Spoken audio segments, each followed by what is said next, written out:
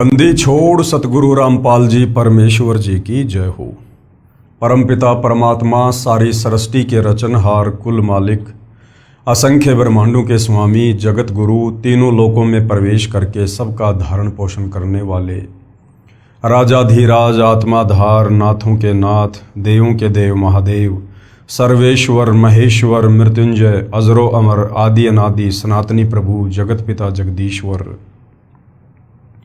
श्री श्री 1008 की उपाधि के वास्तविक अधिकारी अकाल मूर्त शब्द स्वरूपी राम वासुदेव सर्वगतम ब्रह्म परम पूज्य प्रथम पूज्य परम संत परम पुरुष परम धनी परम दयालु सत्य कबीर हक्का कबीर अल्लाहु अकबर बाखबर अल्लाह ताला जगत के तारणहार जगत के मुक्तिदाता जगत के जगन्नाथ हारे के सहारे हिंदुओं के राम मुसलमानों के अल्लाह सिखों के वायुगुरु ईसाइयों के मसीह दया के सागर दया निधि करुणा के सागर करुणा निधि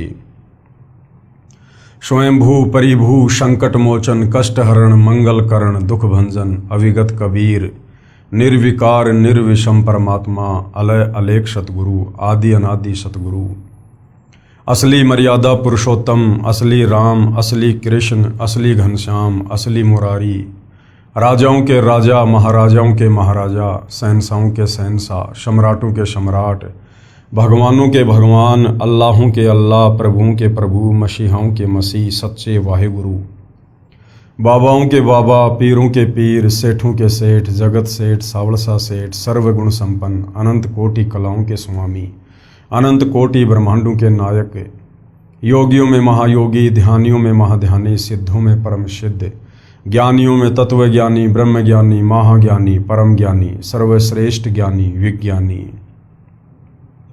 युवा कबीर समर्थ कबीर असमवाद अमित ओझा सच्चे रहनुमा करीम अल्लाह सुबहान अल्लाह दुनिया के अंतिम पैगंबर 8 सितंबर 1951 से गांव धनाना जिला सोनीपत हरियाणा भारतवर्ष की पावन भूमि पे प्रकट रियल कल्कि भगवान श्री नारायण साकार हरि श्री बाबा साहेब नूर अनंत परमात्मा सच्चे दरवेश सच्चे बाखबर संत श्रोमणी सतगुरु रामपाल जी परमेश्वर जी के चरण कमल में आप और हम सभी भाई बहनों का अनंत कोटि दंडवत प्रणाम।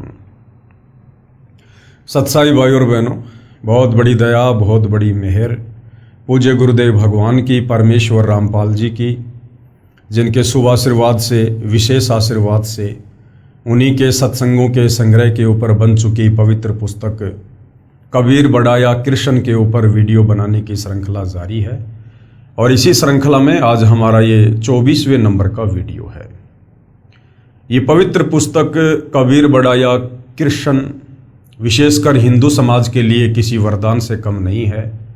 यदि आपने इस पवित्र आध्यात्मिक पुस्तक को धैर्यपूर्वक निष्पक्ष भाव से रुचि लेकर पढ़ लिया और समझ लिया तो सदियों से आपके मन में जो सवाल उठ रहे होंगे, जो जिज्ञासा अध्यात्म को जानने की आपके मन में उठ रही होगी, जिसका समाधान आज तक हमारे नादान धर्मगुरु तत्व ज्ञान के अभाव में नहीं कर पाए, आपकी उन तमाम शंकाओं का जिज्ञासाओं का समाधान होगा, आपके प्रत्येक प्रश्न का जवाब मिलेगा।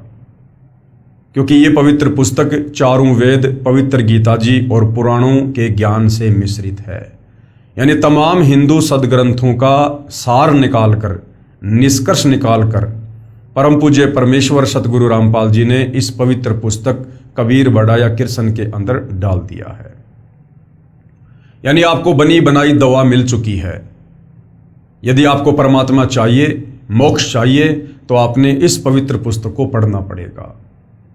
सतगुरु रामपाल जी के द्वारा लिखित पवित्र पुस्तकों को पढ़े बिना, उनके द्वारा किए गए सत्संगों को सुने बिना आप मोक्ष तो छोड़िए, बहुत दूर की बात है, आप अध्यात्म के विषय में कै ख गै से भी परिचित नहीं हो सकते।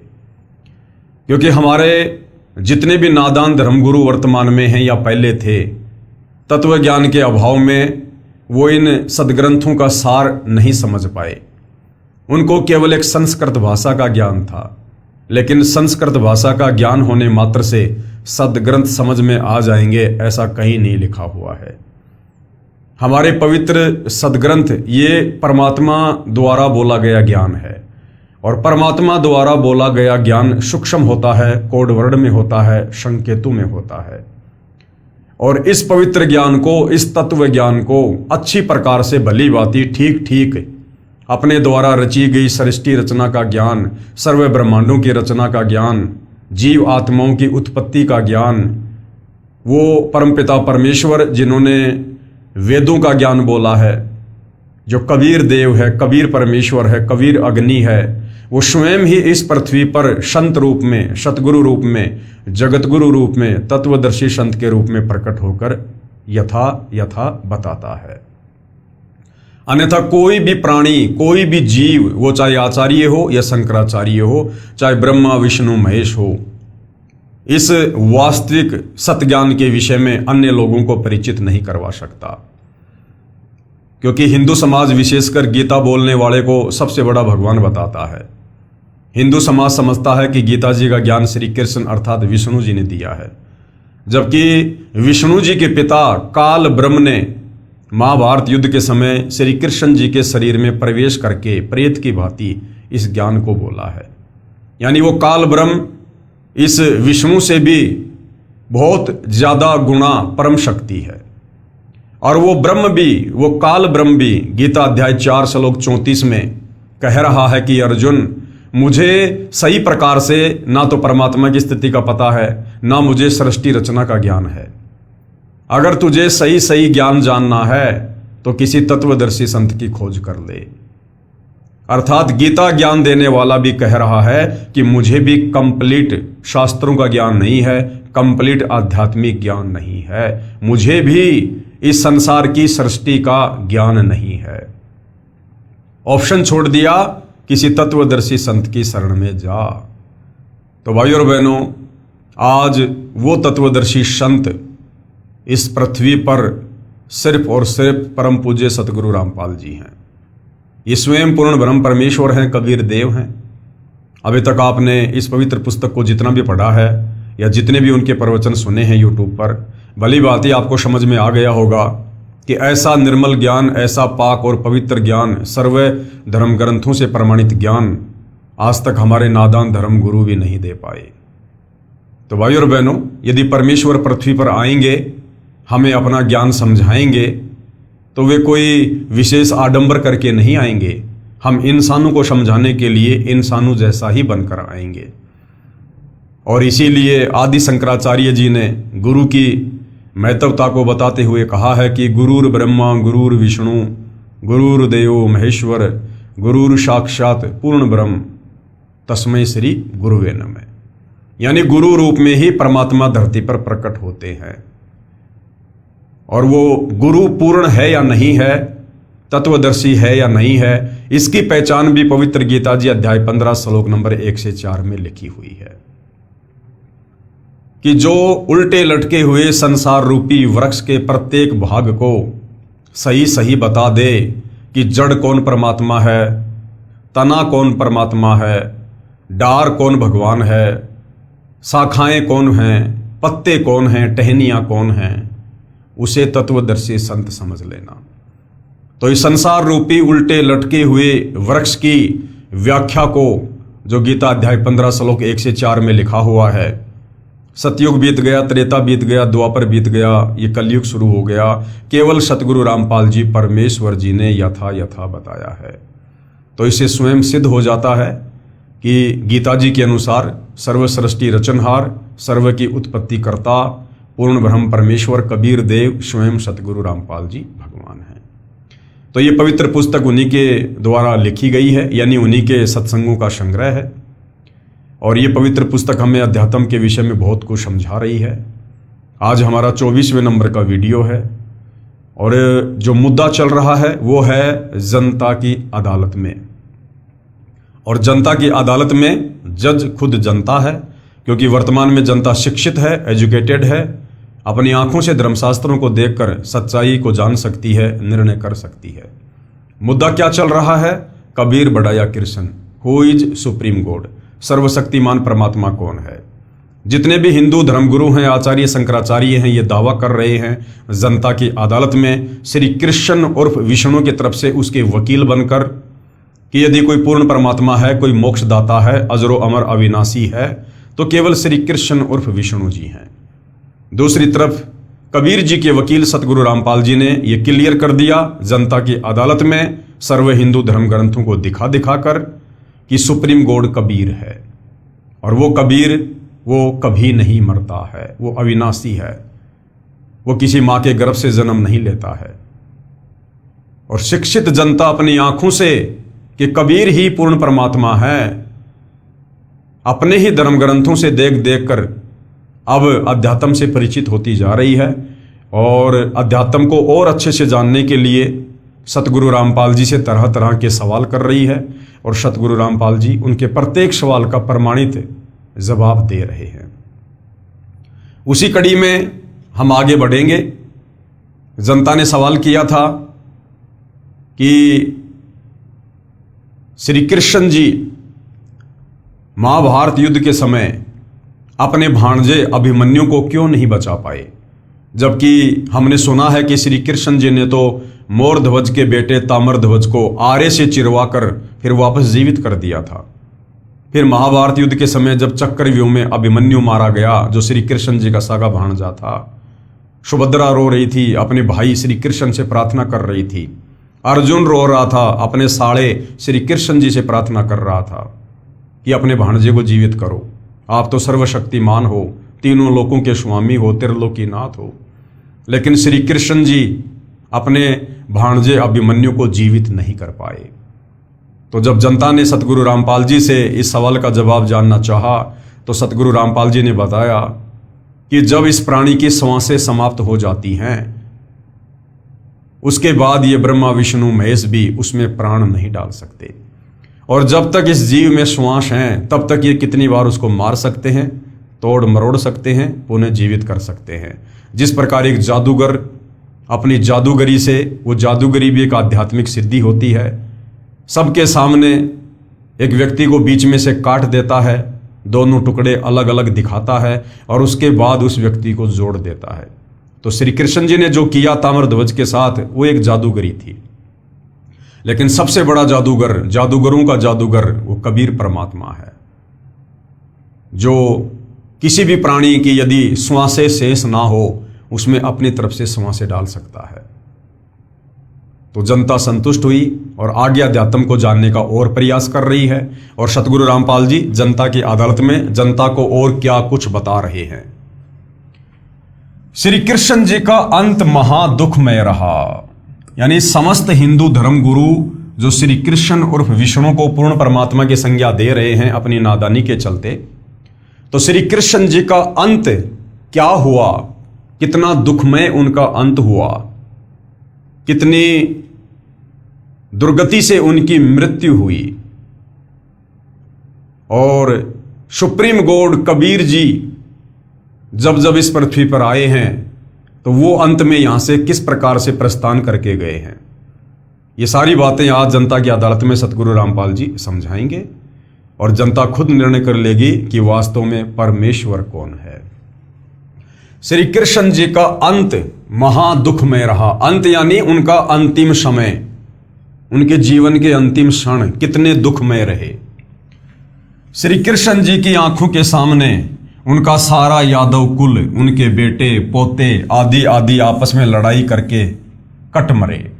दुर्वासा ऋषि के श्राप के कारण 56 करोड़ यादव, जिनमें श्री कृष्ण जी के रिश्तेदार भी थे, उनके हजारों बेटे भी थे, उनकी बेटियां भी थी, उनकी रानियां भी थी, सबके सब यमुना के किनारे प्रभास क्षेत्र में आपस में कट कट के लड़ झगड़ के मर गए, और अंत में श्री कृष्ण जी का अंत भी दुखमय हुआ। तो कहने का मतलब है, जब श्री कृष्ण जी अपने स्वयं के कर्म नहीं काट सके, उनका खुद का अंत इतना दुखमय हुआ, तो भला उनकी भक्ति करने वालों का अंत सुखमय कैसे हो सकता है। श्री कृष्ण उनको बचा नहीं सका। श्री कृष्ण जी की हत्या यानी मर्डर एक शिकारी ने की, यानी श्री कृष्ण जी की अकाल मृत्यु हुई थी, उनकी स्वाभाविक मृत्यु नहीं हुई थी। क्या यही लक्षण है समर्थ भगवान के? पेश है संपूर्ण कथा जो इस प्रकार है। अब पूरी कथा सुना रहे हैं जनता की अदालत में, जनता की आंखें खोलने के लिए। दुर्वासा ऋषि ने श्री कृष्ण समेत 56 करोड़ यादवों को श्राप देकर मार डाला। एक समय दुर्वासा ऋषि द्वारिका नगरी के पास वन में आकर ठहरा, धूणा यानी अग्नि लगाकर तपस्या करने लगा। दुर्वासा ऋषि श्री कृष्ण जी के आध्यात्मिक गुरु जी थे। श्री कृष्ण के 2 गुरु थे। जो संदीपनी थे वो श्री कृष्ण जी को केवल ये अक्षर ज्ञान वाली शिक्षा दिया करते थे, यानी उनको पढ़ाया करते थे। संदीपनी श्री कृष्ण जी के आध्यात्मिक गुरु नहीं थे। और दूसरा जो दुर्वासा ऋषि थे वो श्री कृष्ण जी के आध्यात्मिक गुरु थे। ऋषि संदीपनी श्री कृष्ण जी के अक्षर ज्ञान करवाने वाले गुरु यानी शिक्षक थे। दुर्वासा जी की ख्याति यानी उनकी प्रसिद्धि चारों ओर द्वारिका नगरी में फैल गई कि ऐसे पहुंचे हुए ऋषि हैं, भूत भविष्य तथा वर्तमान की सब जानते हैं। द्वारिका के निवासी श्री कृष्ण से अधिक शक्तिशाली किसी भी ऋषि व देव को नहीं मानते थे, क्योंकि द्वारिका के लोग, विशेषकर यादव समाज के लोग, अभिमानी हो गए थे कि श्री कृष्ण जी ये त्रिलोकी नाथ हैं, हमारे यादव कुल में हैं, भला हमें किसका डर किसका भय। तो वो लोग अभिमानी हो गए थे। उनको अभिमान था कि हमारे साथ श्री कृष्ण है, कोई भी देव ऋषि व साधु हमारा कुछ नहीं बिगाड़ सकता। श्री कृष्ण को सर्वशक्तिमान मान रखा था। द्वारिका के नौजवानों को शरारत सूझी। क्या शरारत सूझी? द्वारिका के नौजवानों को आपस में विचार किया कि साधु लोग ढोंगी होते हैं, इनकी पोल खोलनी चाहिए। चलो दुर्वासा ऋषि की परीक्षा लेते हैं। श्री कृष्ण के पुत्र प्रद्युम्न ने गर्भवती स्त्री का श्वांग धारण किया, पेट के ऊपर छोटा कड़ाहा बांधा, उसके ऊपर रुई लोगड़ रखकर वस्त्र बांधकर स्त्री के कपड़े पहना दिए, उसका एक पति बना लिया। 7-8 नौजवान यादव उनके साथ दुर्वासा के डेरे में गए और प्रणाम करके निवेदन किया कि ऋषि जी, आपका बहुत नाम सुना है कि आप भूत भविष्य तथा वर्तमान की जानते हैं। ये पति पत्नी हैं, इनके विवाह के 12 वर्ष बाद परमात्मा ने संतान की आस पूरी की है। ये जानना चाहते हैं कि गर्भ में लड़का होगा या लड़की। यह जानने के लिए उतावले हो रहे हैं, कृपया बताने का कष्ट करें। अब देखो, श्री कृष्ण जी का लड़का प्रद्युम्न शादीशुदा था, उसको भी संतान थी, और उसके बावजूद भी संतों के साथ में मजाक करने पहुंच गया। तो आप भली बात ही समझ सकते हैं भाइयों और बहनों कि यादव कुल के लोग उस समय किस प्रकार से अभिमानी हो गए थे। दुर्वासा ऋषि ने ध्यान लगाकर देखा तो सब समझ में आ गया। क्रोध में भरकर बोला, बताऊं क्या होगा? सबने एक स्वर में कहा कि हाँ ऋषि जी बताओ। दुर्वासा बोला कि इस गर्भ से यादव कुल का नाश होगा। इस गर्भ से क्या होगा? इस गर्भ से यादव कुल का नाश होगा। श्राप दे दिया दुर्वासा ऋषि ने। चले जाओ यहां से। सब भाग लिए। गांव में बुद्धिमान बुजुर्गों को पता चला कि बच्चों ने ऋषि दुर्वासा के साथ मजाक कर दिया। ऋषि ने यादव कुल का नाश होने का श्राप दे दिया। जुल्म हो गया, सब मरेंगे। अब क्या उपाय किया जाए? सब मिलकर अपने गुरु तथा राजा श्री कृष्ण जी के पास गए तथा सब हाल कह सुनाया। श्री कृष्ण जी से कहा कि इस कहर से आप ही बचा सकते हो। श्री कृष्ण जी ने कहा कि उन सब बच्चों को साथ लेकर ऋषि दुर्वासा के पास जाओ, इनसे क्षमा मंगवाओ, तुम भी बच्चों की ओर से क्षमा मांगो। सब मिलकर ऋषि दुर्वासा के पास गए तथा बच्चों से गलती की क्षमा याचना करवाई, स्वयं भी क्षमा याचना की। ऋषि दुर्वासा बोले कि वचन वापस नहीं हो सकता। इसीलिए परमात्मा कहते हैं तीर कमान से और बात जुबान से एक बार अगर निकल गई तो फिर वापस नहीं आती है। इसलिए भगत ने सोच समझ के बोलना चाहिए। सब वापस श्री कृष्ण जी के पास आए तथा कहा कि दुर्वासा के श्राप से बचने का उपाय बताएं। श्री कृष्ण जी ने कहा कि जो जो वस्तु गर्भ संवांग में प्रयोग की गई थी, वो कड़ाहा, रुई लोगड़ वगैरह, वो कपड़े वगैरह जो प्रद्युम्न अपने पेट के ऊपर बांध के गया था स्त्री का रूप बना के, तो श्री कृष्ण जी ने कहा कि जो जो वस्तु गर्भ स्वांग में प्रयोग की थी उनका नामो निशान मिटा दो, उन्हीं से अपने कुल का नाश होगा। कपड़े रुई लोगड़ को जलाकर उसकी राख को प्रभास क्षेत्र में नदी में डाल दो, और जो लोहे की जो कढ़ाई है उसे पत्थर पर घिस घिसाकर चूरा बनाकर प्रभास क्षेत्र में दरिया में डाल दो, ना रहेगा बांस ना बजेगी बांसुरी। अब जनता की अदालत में सतगुरु रामपाल जी जनता की आंखें खोलना चाहते हैं कि यादव कुल के लोग बड़े विश्वास के साथ जो श्री कृष्ण जी को सर्वशक्तिमान परमात्मा मान चुके थे, वो दुर्वासा ऋषि के श्राप से बचने का उपाय जानने के लिए श्री कृष्ण जी के पास गए। और श्री कृष्ण जी ने उनको क्या उपाय बताया कि प्रद्युम्न जो स्त्री का स्वांग करके गया था और जो जो सामान उसमें जो प्रयोग हुआ था, वो कड़ाहा कपड़े जो पेट पर बांध कर लेकर गया था, तो जो कपड़े थे उनको तो जला दो, और जो लोहा था जो कड़ाहा था उसको यमुना जी के किनारे जाके पत्थर के ऊपर घिस घिस के चूरे को यमुना जी के पानी में डाल दो, ना रहेगा बांस ना बजेगी बांसुरी। ये समाधान त्रिलोकीनाथ श्री कृष्ण उर्फ विष्णु जी ने अपने समाज के लोगों को बताया। लोगों ने विश्वास कर लिया। अब विचार करना भाई और बहनों, श्री कृष्ण जी अपने कुल के लोगों का बचाव नहीं कर पाए। श्री कृष्ण जी ने उनको बचाव के बदले विनाश का सुझाव दे दिया, विनाश का सुझाव।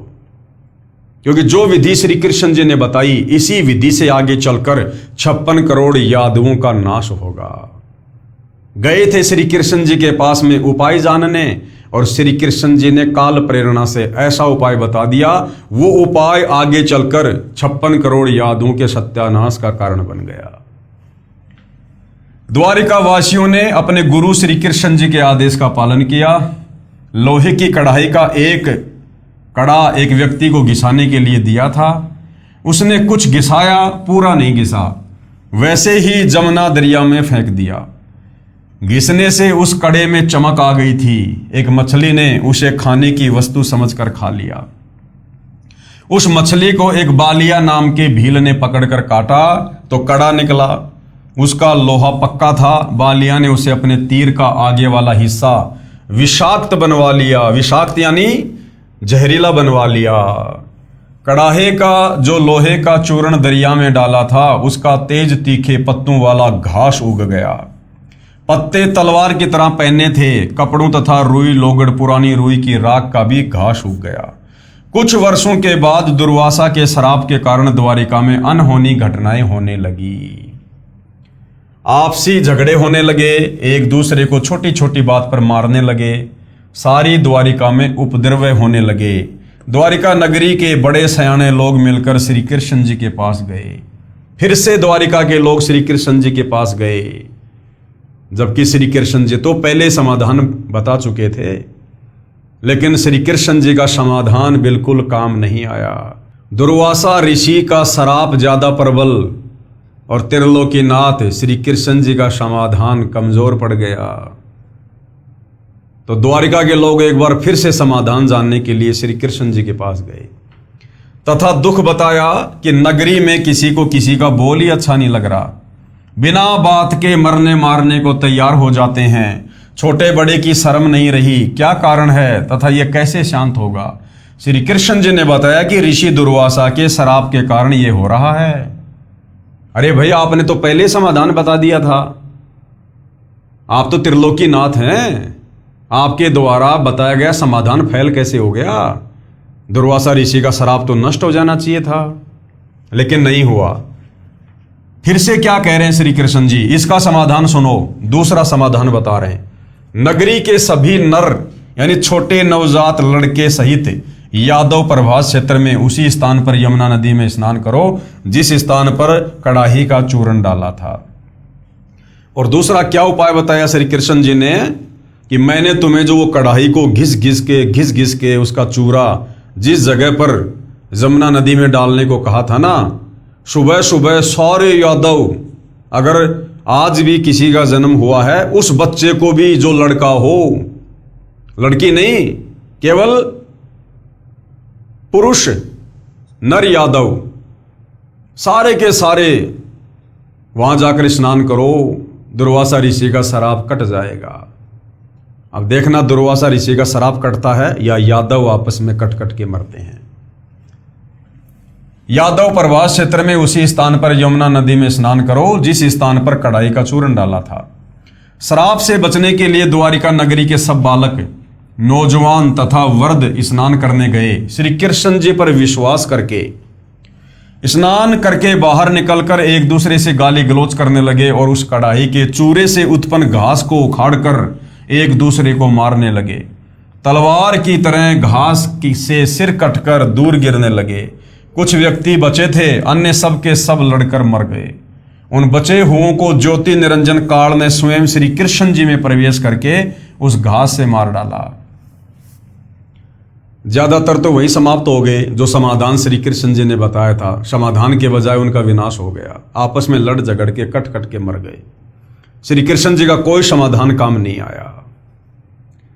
थोड़े बहुत यादव बचे थे, उनको खुद श्री कृष्ण जी के रूप में उस काल ने, यानी श्री कृष्ण जी में प्रवेश करके, जैसे महाभारत युद्ध के समय गीता का ज्ञान देने के लिए काल खुद श्री कृष्ण में प्रवेश कर गया था, इसी प्रकार से श्री कृष्ण में प्रवेश करके और उस काल ने, ज्योति निरंजन ने, ब्रह्म ने बचे कुछे यादवों का खुद संहार किया।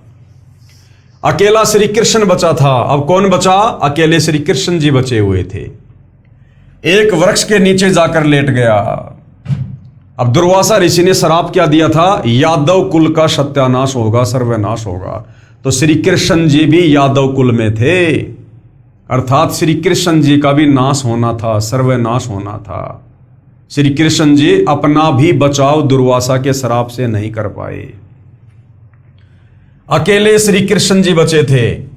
एक पेड़ के नीचे जाकर लेट गया, एक पैर को दूसरे पैर के घुटने पर रखकर लेट गया। दाएं पैर के पंजे में पद्म जन्म से लगा था। श्री कृष्ण जी के दाएं पैर के तलवे में बचपन से ही क्या था? एक पद्म था जो कि वो चमकता था, जो चमक रहा था। जिस बालिया नाम के भील शिकारी ने मछली से निकले कड़ाही के कड़े का विष लगाकर तीर बनवाया था, वह शिकारी उसी तीर को लेकर उस स्थान पर शिकार की तलाश में आया जिस वृक्ष के नीचे श्री कृष्ण जी लेटे हुए थे। वृक्ष की छोटी छोटी टहनियां चारों ओर नीचे पृथ्वी को छू रही थी, लटक रही थी। उन झुरमुटों में से श्री कृष्ण जी के पैर का जो पद्म था वो ऐसा लग रहा था जैसे किसी हिरण की आंख चमक रही हो।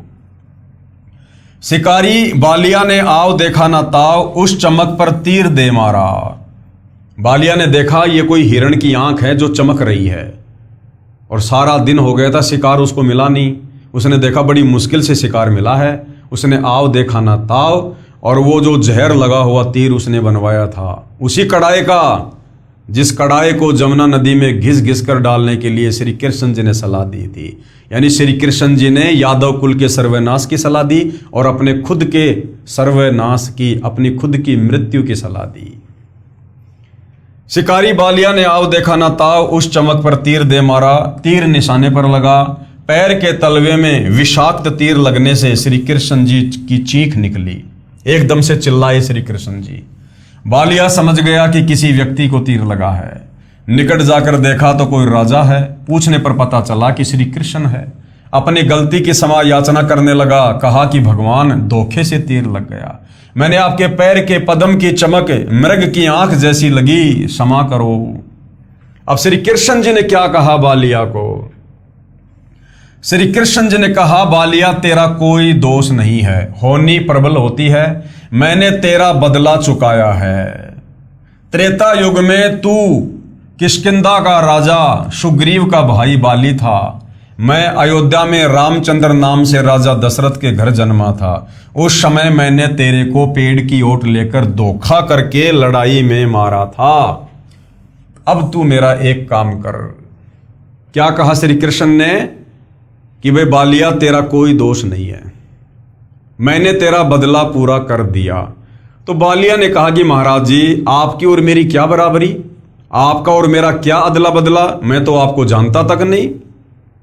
मैं शिकारी, आप राजा, हमारी तो पहले कभी भेंट भी नहीं हुई।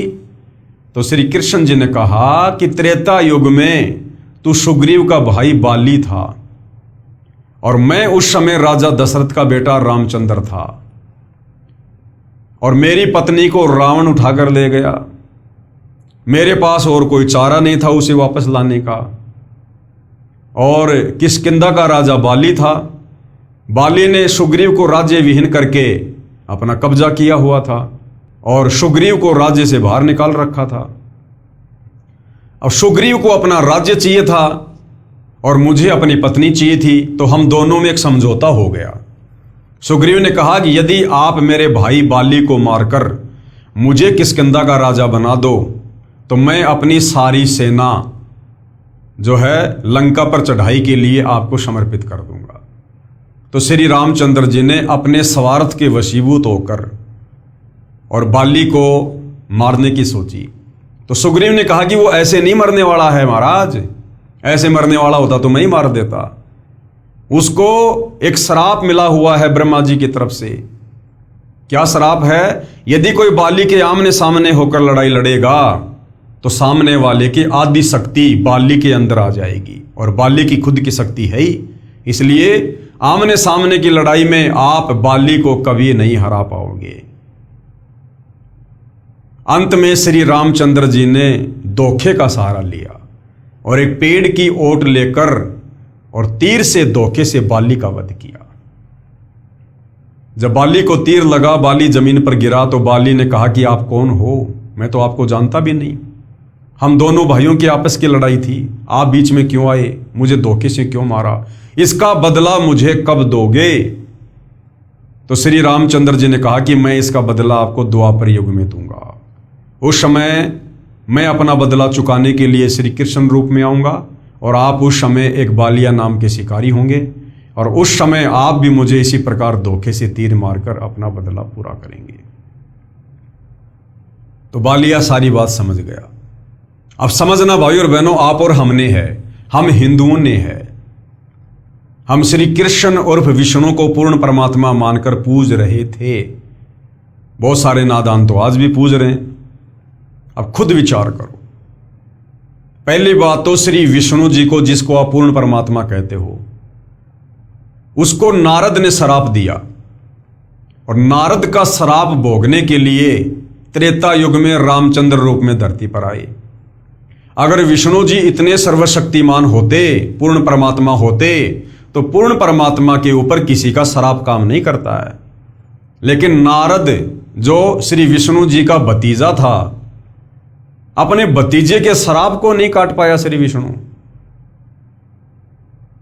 और वो श्राप भोगने के लिए धरती पर आना पड़ा त्रेता युग में रामचंद्र रूप में। चलो आ गए, श्राप को भोगने के लिए जंगल में चले गए, वनवास हो गया, और वहां पर सीता जी को रावण उठा ले गया। अब सुग्रीव की मदद लेने के लिए श्री राम ने धोखे से बाली को मार दिया। बाली ने कहा कि इसका बदला कब दोगे? बोला द्वापर युग में दूंगा। तो त्रेता युग में श्री रामचंद्र जी ने धोखे से जो बाली को मारा, उनका एक वो कर्म बन गया, और अपना वो कर्म भोगने के लिए श्री विष्णु उर्फ रामचंद्र ने खुद द्वापर युग में आना पड़ा बदला देने के लिए। तो विचार करो भाइयों और बहनों, जब श्री रामचंद्र जी अर्थात विष्णु जी अपने खुद के कर्म नहीं काट सके, उस कर्म का जो त्रेता युग में बाली मारा था उसका बदला देने के लिए द्वापर में जन्म लेके आना पड़ा श्री कृष्ण रूप में। तो भला इनकी भक्ति करने से, श्री रामचंद्र जी की भक्ति करने से, श्री कृष्ण जी की भक्ति करने से, विष्णु जी की भक्ति करने से फिर हमारे कर्म कैसे कटेंगे, जब इन भगवानों के खुद के कर्म नहीं कटे? तो यही जनता की अदालत में सतगुरु रामपाल जी नादान जनता को समझाना चाह रहे हैं कि तुम कौन राम का जपते जापम, ताते कटे ना तीनों तापम। ये तुम्हारे भगवान भी, ब्रह्मा विष्णु महेश भी, राम और श्री कृष्ण भी अपने कर्म नहीं काट सके, तो इनकी भक्ति करने से तुम्हारे कर्म कैसे कटेंगे? कर्म काटने वाला एक ही परमात्मा है, कबीर देव। कैसे भी कर्म हो, यदि हम जब वह कबीर परमात्मा धरती पर तत्वदर्शी संत रूप में आता है, यदि उस समय हम उनकी शरण में आ जाएं, उनके बताए अनुसार सत भक्ति करें, मर्यादा में रहें, तो चाहे कैसे भी कर्म हमने पूर्व जन्मों में क्यों ना किए हों, कितने संचित कर्म क्यों ना हो, पहाड़ जैसा ढेर क्यों ना लग रहा हो, वो परमेश्वर अपने सच्चे नाम से, अपने आशीर्वाद से उन सब को जलाकर राख कर देता है। तो जनता की अदालत में सतगुरु रामपाल जी जनता की आंखें खोलने के लिए ये कथा सुना रहे हैं कि आज से पहले तुमने केवल कथा सुनी है, इन नादान धर्म गुरुओं ने इन कथाओं का तुम्हें निष्कर्ष नहीं बताया। तो बालिया ने अपना बदला पूरा किया। उसके बाद श्री कृष्ण जी ने कहा कि अब तू मेरा एक काम कर, द्वारिका में जाकर बता दे कि सब यादव दुर्वासा के श्रापवश आपस में लड़कर मर गए हैं। कुछ समय उपरांत द्वारिका की स्त्रियों की भीड़ लग गई, हाहाकार मच गया। पांडव श्री कृष्ण के रिश्तेदार थे, वे भी आ गए।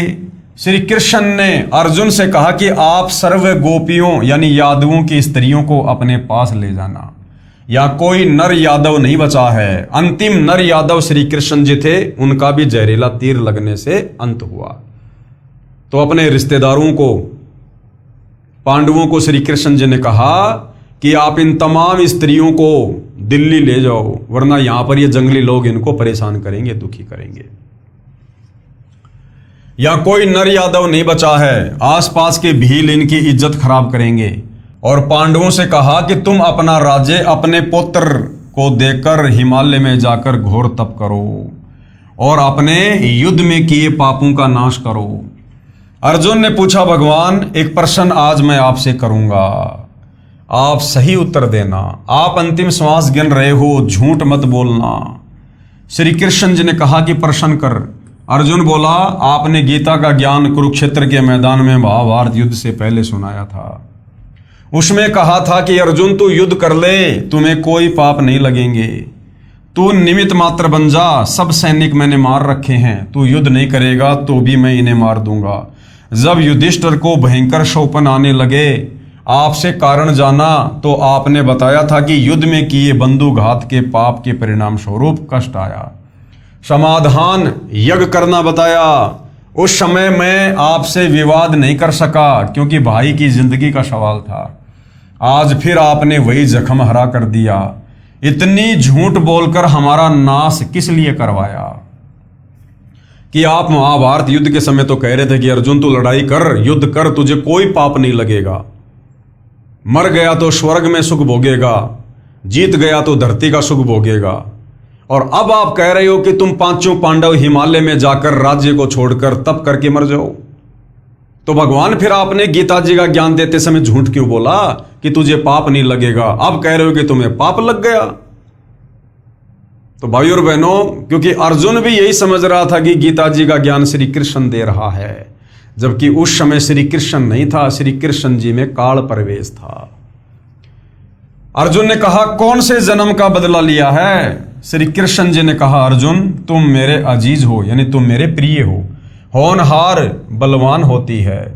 गीता में क्या कहा उसका मुझे कोई ज्ञान नहीं, आप मेरी आज्ञा का पालन करो। यह कहकर श्री कृष्ण जी मर गए। पांचों पांडवों व साथ गए नौकरों ने मिलकर सब यादवों का अंतिम संस्कार किया। कुछ के शव दरिया में प्रवाह कर दिए। श्री कृष्ण ने कहा था कि मेरे शरीर को जलाकर बची हुई अस्थियां व राख को एक लकड़ी के संदूक यानी बॉक्स में डालकर दरिया में बहा देना। पांडवों ने वैसा ही किया। वो संदूक समुद्र में चला गया, फिर उड़ीसा प्रांत के अंदर जगन्नाथपुरी के पास बहता हुआ चला गया। उड़ीसा के राजा इंद्रदमन को स्वप्न में श्री कृष्ण ने दर्शन देकर कहा कि एक संदूक समुद्र में इस स्थान पर है, उसमें मेरे शरीर की अस्थियां तथा राख हैं, उसको निकालकर उसी किनारे पर उन अस्थियों हड्डियों को जमीन में दबाकर उस पर एक सुंदर मंदिर बनवा दे।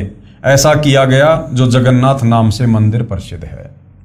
सब यादवों का अंतिम संस्कार करके 4 पांडव पहले ही चले गए।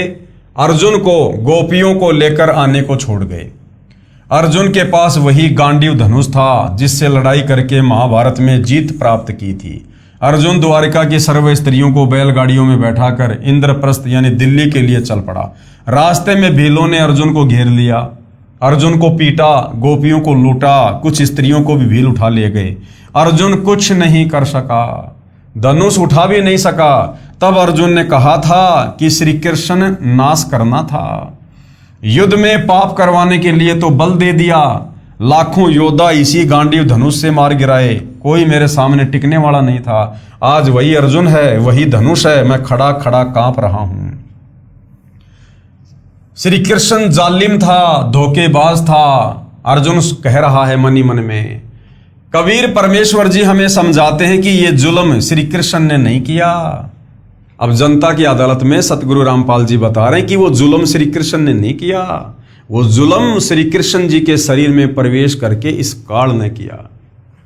ज्योति निरंजन यानी काल ब्रह्म ने किया है। श्री कृष्ण का जीवन देख लो। श्री कृष्ण अपने कुल को मथुरा से लेकर जान बचाकर द्वारिका आया। द्वारिका में उनकी आंखों के सामने सब यादव कुल नष्ट हो गया। श्री कृष्ण का बेटा मर गया, पोता मर गया। श्री कृष्ण के 10,000 पुत्र थे, सब मारे गए। रावण की तरह सर्वकुल नष्ट हो गया, स्वयं बेमौत मरा। उसके कुल की स्त्रियों की दुर्गति भिलोने की, जबरदस्ती उठा ले गए, उनकी इज्जत खराब की, नरक का जीवन जीने के लिए मजबूर हुई। उसी श्री कृष्ण की पूजा करके जो सुख शांति की आशा करता है उसमें कितनी बुद्धि है, इस घटना से पता चलता है। दुर्वासा ऋषि के श्राप के कारण श्री कृष्ण जी का पूरा यादव कुल समाज नष्ट हो गया। उनके 10,000 बेटे आपस में लड़ झगड़ के कट कट के मर गए। उनकी स्त्रियां मर गई श्राप के कारण। श्री कृष्ण की वो खूब पूजा किया करते थे, अपना भगवान कहा करते थे। श्री कृष्ण से ऊपर किसी को नहीं माना करते थे।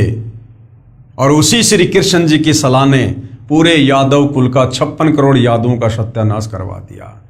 तो भाई वर्तमान में जो श्री कृष्ण जी के पुजारी हैं, श्री रामचंद्र जी के पुजारी हैं, ब्रह्मा विष्णु महेश के पुजारी हैं, जो इनको पूर्ण परमात्मा मानकर शास्त्र विरुद्ध साधना कर रहे हैं, भाई आपका क्या ठिकाना होगा? लक 84 योनि तैयार हैं।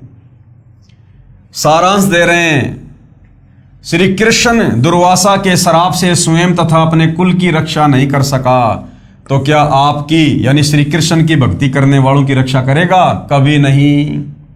श्री कृष्ण ने श्राप से बचाव का उपाय बताया कि कढ़ाई को घिसकर चूरा बनाकर दरिया में डाल दो। क्या श्री कृष्ण जी को नहीं पता था कि वो कढ़ाई का चूरा, वो कढ़ाई का एक वो हत्था तेरे भी विनाश का कारण बनेगा? अर्थात श्री कृष्ण जी तो अंतर्यामी भी नहीं थे, अंतर्यामी भी। अगर अंतर्यामी होते, भूत भविष्य की जानने वाले होते, तो कभी भी ये सलाह नहीं देते। अंतर्यामी होते तो देख लेते कि ये जो कढ़ाई है इसको घिसेंगे, पूरी नहीं घिसी जाएगी, उसका जो पकड़ने का हत्था है उसको दरिया में डाल दिया जाएगा, फिर उसको एक मछली निकल जाएगी, मछली को एक शिकारी पकड़ लेगा, फिर वो मछली को चीरेगा, उसमें से वो लोहा निकलेगा, उसका जहर बुझा हुआ तीर बनवाएगा और फिर वही तीर मेरे पैर में मारेगा। तो श्री कृष्ण जी तो अंतर्यामी भी नहीं थे। श्री कृष्ण ने श्राप से बचाव का उपाय बताया कि कढ़ाई को घिसकर चूरा बनाकर दरिया में डाल दो, और वैसा ही किया गया। फिर भी श्राप ने प्रभाव दिखाया। फिर श्राप से बचने का अन्य उपाय बताया कि यमुना दरिया में जाकर स्नान करो, श्राप असर नहीं करेगा। स्नान करने गए थे, श्राप नाश करवाने वाले यादवों का ही नाश हो गया। श्राप का कष्ट 3 ताप के कारण आता है। संत गरीबदास जी ने कहा है, गरीब तुम कौन राम का जपते जापम, ताते कटे ना तीनों तापम। राम यानी भगवान परमात्मा, कि तुम किस भगवान का नाम जाप करते हो, तुम किसकी भक्ति साधना करते हो, जिसकी भक्ति साधना करते करते तुम्हारे 3 तापों के कष्ट भी नष्ट नहीं हो रहे। तो ये जो सर्व यादवों का जो नाश हुआ दुर्वासा के श्राप के कारण, ये 3 ताप में से एक ताप में आता है। और श्री कृष्ण जी उस एक ताप से भी अपने कुल को नहीं बचा पाए। तो वर्तमान वाले श्री कृष्ण जी के पुजारी तो उनके लगते क्या हैं जब वो अपने पुत्रों तक को नहीं बचा पाए। अर्थात तुम किस भगवान का जाप करते हो, भक्ति करते हो, जिससे तुम्हारे 3 ताप भी समाप्त नहीं होते। गरीब सतगुरु जो चावे सो करही, 14 कोटि दूत यम डरही, ओत भूत जम त्रास निवारे, चित्रगुप्त के कागज फाड़े। और कबीर परमात्मा क्या कर सकते हैं? कबीर परमेश्वर वो कर सकते हैं जो सृष्टि में कोई नहीं कर सकता। सर्व के दुख निवारण कर सकते हैं। कितना भी भयंकर किसी भी जन्म में किसी को किसी देव का या ऋषि का श्राप लगा हुआ हो, उसको भी कबीर परमेश्वर जब सतगुरु रूप में धरती पर आते हैं और यदि कोई उनकी शरण में आ जाता है तो उस ताप को भी वो बेअसर कर देते हैं, नष्ट कर देते हैं। सतगुरु जो चावे सो करही, 14 कोटि दूत यम डरही। ऊत भूत जम त्रास निवारे, चित्रगुप्त के कागज फाड़े। गरीब जम जोरा जासे डरे और मिटे कर्म के लेख, सतगुरु पुरुष कबीर है कुल के सतगुरु एक। गरीब सब पदवी के मूल हैं, शकल सिद्धि हैं तीर। दास गरीब सत्य पुरुष भजो, अविगत कला कबीर। अर्थात सतगुरु कबीर जी पूर्ण परमात्मा हैं। वे 3 ताप तो क्या सर्व पापों का नाश कर देते हैं। जो चाहे सो कर सकते हैं, पाप कर्मों के लेख मिटा देते हैं। उनसे 14 करोड़ जो यम के दूत हैं वे भी भय मानते हैं यानी डरते हैं। जम यानी यमराज और जोरा यानी मृत्यु जिससे डरते हैं वे सतगुरु कबीर जी हैं। कुल के यानी सबके, पूरी सृष्टि के एकमात्र सतगुरु यानी यथार्थ आध्यात्मिक ज्ञान देने वाले हैं। सत्य पुरुष यानी अविनाशी परमात्मा समर्थ हैं। सब पदवियों के योग्य वही हैं। जैसे परमात्मा पदवी, बंदी छोड़ की पदवी, कवि की पदवी, सृजनहार की पदवी, पालनहार की पदवी आदि आदि सब पदवी के मूल हैं। सब सिद्धियां उन्हीं के पास हैं। उस सत्य पुरुष यानी कबीर परमात्मा के अवतार कबीर जी हैं। उस सत्य पुरुष के अवतार कबीर जी हैं, यानी उस सत्य पुरुष स्वयं ही अवतार रूप में धरती पर प्रकट होते हैं। उस सत्य पुरुष की भक्ति करो। गरीब हम सुल्तानी नानक तारे, दादू को उपदेश दिया और जाति जुलाहा भेद न पाया, काशी माए कबीर हुआ। अर्थात संत गरीबदास जी ने स्पष्ट किया है कि कबीर कौन है। बताया है कि हम सब यानी मैं, कौन कह रहे हैं गरीबदास जी, कि मैं, नानक जी और दादू जी इब्राहिम आदम सुल्तान भगत जी को तारा यानी पार किया, जो काशी वाले जुलाही जाति वाले कबीर हैं। यानी 650 साल पहले सत्य पुरुष कबीर परमात्मा बनारस के काशी में 120 वर्ष तक लीला में जीवन जी के गए और एक गरीब परिवार में, एक झोपड़ी में, एक जुलाहे के घर में परमेश्वर ने लीला की, जिस कारण से उनको कबीर जुलाहा भी कहा जाता है। उनका भेद किसी को नहीं मिला, यानी उनको पहचान नहीं सके कि ये समर्थ सृजनहार हैं। संत गरीबदास जी ने निष्कर्ष निकाला है कि गरीब दुर्वासा कोपे तहां, यानी दुर्वासा जब क्रोधित हुआ, श्राप दे दिया उसने क्रोध में अंधा होके। समझ न आई नीच, यानी दुर्वासा को, श्री कृष्ण जी के गुरु को गरीबदास जी ने नीच व्यक्ति की संज्ञा दी है। यानी ऐसा तो आम व्यक्ति भी नहीं करता। क्या हुआ यदि बच्चों ने कोई गलती कर दी, मजाक कर दिया, तो इतना भयंकर श्राप दिया जाता है क्या? दुर्वासा को हम संत की श्रेणी में भी नहीं ले सकते। अरे संतों में तो धैर्य होता है, शीलता होती है, आधीनता होती है, विनम्रता होती है। संत तो क्षमा करने वाले होते हैं। और दुर्वासा ने गुस्से में आकर छोटी सी बात को लेकर श्राप दे दिया काल प्रेरणा से। तो गरीबदास जी ने दुर्वासा को नीच व्यक्ति की संज्ञा दी है, ना कि संत या भगत की। गरीब दुर्वासा कोपे तहां, समझ न आई नीच, और 56 करोड़ यादव कटे, मची रुधिर की कीच। अर्थात संत गरीबदास जी ने बताया है कि दुर्वासा दुष्ट को इतना भी समझ नहीं आई कि क्या जुल्म करने जा रहा है। जरा सी बात का इतना बड़ा दंड कि 56 करोड़ यादव कटकर मर गए, खून का कीचड़ बन गया, धरती लाल हो गई। पेश है सह शरीर सतलोक जाने व ग्रह युद्ध को समाप्त करने की सत्य कथा। अब जनता की अदालत में सतगुरु रामपाल जी जनता को बता रहे हैं, समझा रहे हैं कि तुम जिस कृष्ण उर्फ विष्णु को पूर्ण परमात्मा मानकर भक्ति कर रहे थे अज्ञानता में, उनका अंत में क्या हुआ, कितनी दुर्गति से मृत्यु हुई। जहरीला तीर लगने से अकाल मृत्यु हुई। उनकी आंखों के सामने उनका कुल नष्ट हो गया। और जो पूर्ण परमात्मा है कबीर देव, कबीर परमात्मा, वो जब 650 साल पहले धरती पर आए थे कबीर नाम से, वो अंत में किस प्रकार से गए, उनकी अकाल मृत्यु हुई या सह शरीर सतलोक गए। और कितना बड़ा अनर्थ जो उस समय भविष्यवाणी हो रखी थी कि हिंदू मुसलमानों का गृह युद्ध होगा, कबीर परमेश्वर ने अपने वचन से, अपनी शक्ति से उस गृह युद्ध को समाप्त कर दिया। लेकिन श्री कृष्ण जी दुर्वासा ऋषि के श्राप से 56 करोड़ यादवों का बचाव नहीं कर पाए। पेश है सह शरीर सतलोक जाने व गृह युद्ध को समाप्त करने की सत्य कथा। प्रभु कबीर जी का मगर से सह शरीर सतलोक गमन तथा सूखी नदी में नीर बहाना।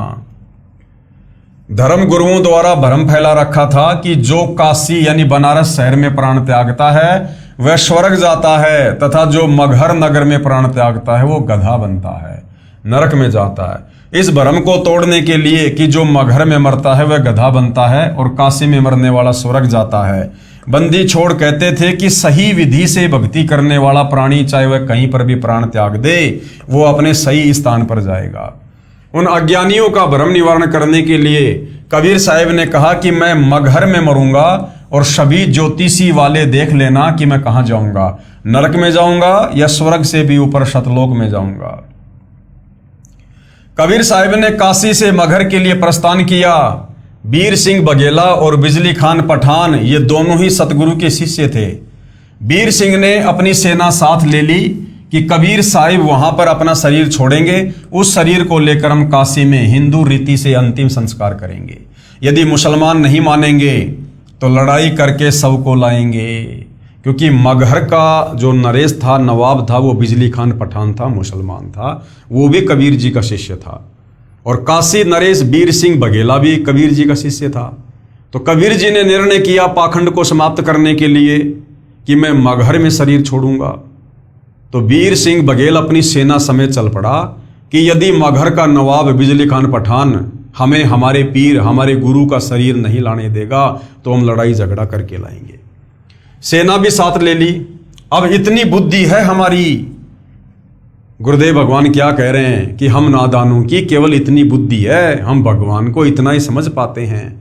उस समय कोई भी कबीर जी को समझ नहीं पाया था कि पूर्ण परमात्मा है, सह शरीर आते हैं और सह शरीर जाते हैं। कबीर परमेश्वर जी हर रोज शिक्षा दिया करते कि हिंदू मुसलमान दो नहीं है।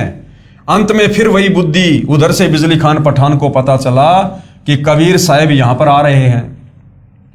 बिजली खान पठान ने सतगुरु तथा सर्व आने वाले भक्तों तथा दर्शकों की खाने तथा पीने की सारी व्यवस्था की और कहा कि सेना तुम भी तैयार कर लो, हम अपने पीर कबीर साहिब का यहां पर मुसलमान विधि से अंतिम संस्कार करेंगे।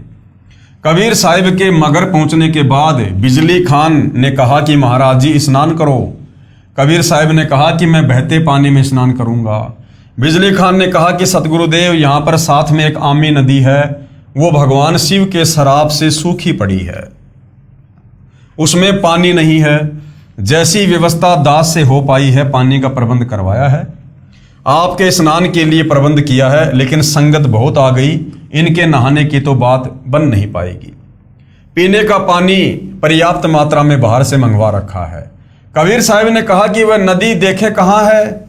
उस नदी पर जाकर कबीर साहिब ने हाथ से ऐसे इशारा किया जैसे ट्रैफिक पुलिस का सिपाही रुकी हुई गाड़ियों को जाने का संकेत करता है। वह आमी नदी पानी से पूरी भरकर चल पड़ी। बोलो सतगुरुदेव भगवान की जय हो। ये आमी नदी वहां पर अभी भी विद्वान है। सबने परमेश्वर कबीर जी की जय जयकार की। कबीर साहिब ने कहा कि एक चादर नीचे बिछाओ, एक मैं ऊपर ओढ़ूंगा, क्योंकि वे जानी जान तो थे। कहने लगे कि ये सेना कैसे ला रखी है तुमने। अब बिजली खान पठान और बीर सिंह बघेला आमने सामने खड़े हैं। उन्होंने तो मुंह लटका लिया और बोले नहीं। वे दूसरे हिंदू और मुसलमान बिना नाम वाले बोले, जी हम आपका अंतिम संस्कार अपनी विधि से करेंगे। दूसरे कहते हैं कि हम अपनी विधि से करेंगे, और चढ़ा ली बाहें, उठा ली हथियार तथा कहने लगे कि आ जाओ। कबीर साहिब ने कहा कि नादानो, क्या मैंने यही शिक्षा दी 120 वर्ष तक? इस मिट्टी का तुम क्या करोगे? चाहे फूक दो या गाड़ दो, इससे क्या मिलेगा? तुमने क्या शिक्षा ली मेरे से? सुन लो, यदि झगड़ा कर लिया तो मेरे से बुरा कोई नहीं होगा। वे जानते थे कि ये कबीर साहिब परम शक्ति युक्त हैं, यदि कुछ कह दिया तो बात बिगड़ जाएगी। शांत हो गए, पर मन में यही था कि शरीर छोड़ने दो, हमने तो वही करना है। वे तो जानी जान थे। कौन? कबीर परमात्मा। उस दिन गृह युद्ध शुरू हो जाता, सत्यानाश हो जाता, क्योंकि भविष्यवाणियां पहले हो चुकी थी कि ऐसे ऐसे उस समय भारत में हिंदू मुसलमानों का गृह युद्ध होगा, करोड़ों लोग मारे जाएंगे। यदि साहिब अपनी कृपया नहीं बख्शते, कबीर साहिब ने कहा कि एक काम कर लेना, तुम मेरे शरीर को आधा आधा काट लेना, परंतु लड़ना मत। ये मेरा अंतिम आदेश सुन लो और मानो। इसमें जो वस्तु मिले उसको आधा आधा कर लेना। महीना माघ, शुक्ल पक्ष, तिथि एकादशी, विक्रमी संवत 1575, 1575 सन 1518 को कबीर साहिब ने एक चद्दर नीचे बिछाई और एक ऊपर ओढ़ ली।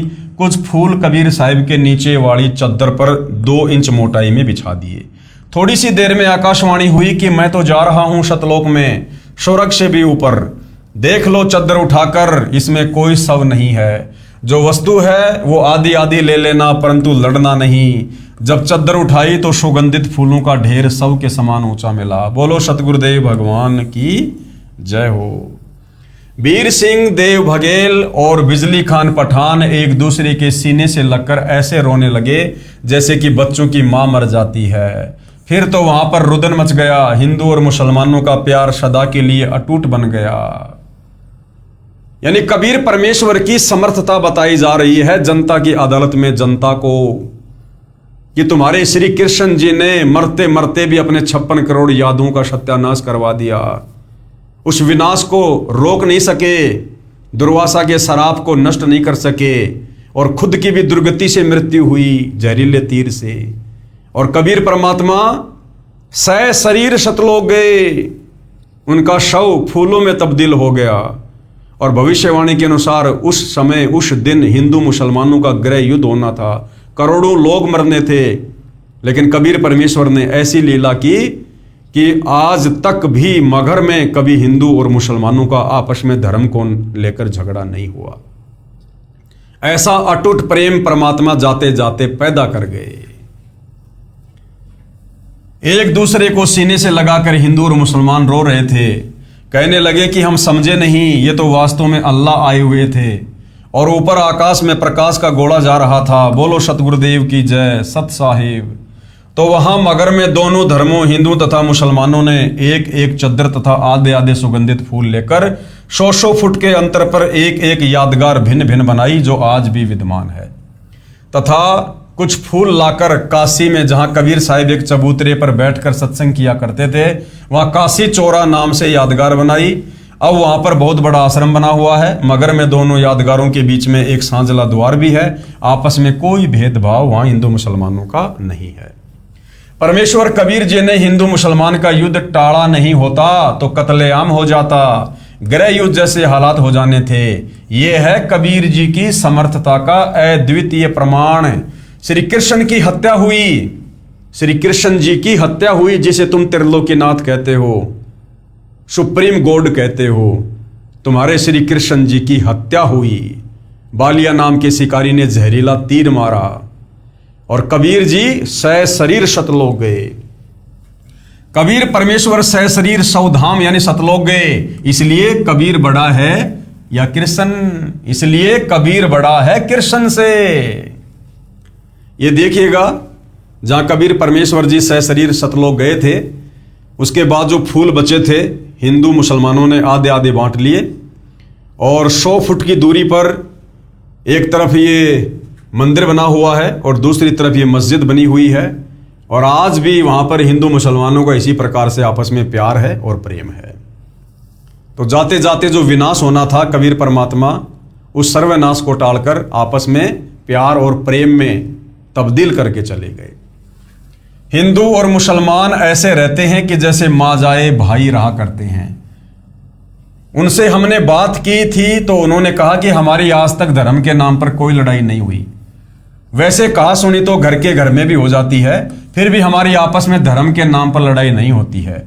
बिजली खान पठान ने दोनों यादगारों के नाम 500 बीघा जमीन दी, जिसमें हिंदू तथा मुसलमान अपने प्रबंधक कमेटी बनाकर व्यवस्थित किए। ये दास यानी गुरुदेव अपने लिए कह रहे हैं कि मैं भी अपने सैकड़ों सेवकों सहित 3 बार इस ऐतिहासिक धार्मिक स्थल को देखकर आ चुका हूं। वहां जाकर ऐसा लगता है जैसे हमने सच्चाई का खजाना प्राप्त हो गया हो। बोलो सतगुरुदेव की जय। अब आगे भाइयों और बहनों, जनता की अदालत में अध्यात्म में बढ़ चढ़कर रुचि लेते हुए जनता जो शिक्षित है अपनी आंखों से सर्व धर्मशास्त्रों को देखकर और जो कथाएं हम दिन रात सुना करते थे, अब उन कथाओं का मर्म समझकर कबीर जी के वकील सतगुरु रामपाल जी से सवाल कर रही है। और सतगुरु रामपाल जी प्रत्येक सवाल का प्रमाणित जवाब निष्कर्ष निकाल कर दे रहे हैं। आगे जनता की अदालत में जनता ने क्या सवाल किया? जो साधना हम पहले कर रहे हैं क्या वह त्यागनी पड़ेगी? अब जनता को यह तो समझ में आ गया कि भाई संत रामपाल जी जो बातें बता रहे हैं बिल्कुल सोआने की हैं, ये तो इनमें तो कोई मीनमेख नहीं है। यही कथाएं हम पढ़ा करते थे, लेकिन हमारे गुरु हमारे को निष्कर्ष निकाल कर नहीं दे पाए, जिस कारण से हम अध्यात्म में कोई उपलब्धि प्राप्त नहीं कर पाए। तो अब जनता क्या कह रही है कि जी कबीर जी वाली भक्ति करने के लिए क्या हमने हमारी पहले वाली भक्ति साधना छोड़नी पड़ेगी, त्यागनी पड़ेगी? क्या इन देवी देवताओं की पूजा छोड़नी पड़ेगी? ये सवाल अब जनता कबीर जी के वकील सतगुरु रामपाल जी से कर रही है, क्योंकि अब जनता सर्व प्रमाणों को देखकर, इन भगवानों की वास्तविक स्थिति को देखकर अब शास्त्र अनुकूल सत भक्ति करना चाहती है और अपनी आत्मा का कल्याण चाहती है। तो भाई और बहनों, इस सवाल का सतगुरु रामपाल जी क्या जवाब देंगे और किन किन शास्त्रों से क्या क्या प्रमाण दिखाएंगे, इस विषय में हम अगले एपिसोड में चर्चा करेंगे। तब तक हम परमपिता परमेश्वर सतगुरु रामपाल जी भगवान से आज्ञा लेते हैं, अनुमति लेते हैं। कल उनकी सेवा में फिर हाजिर होंगे।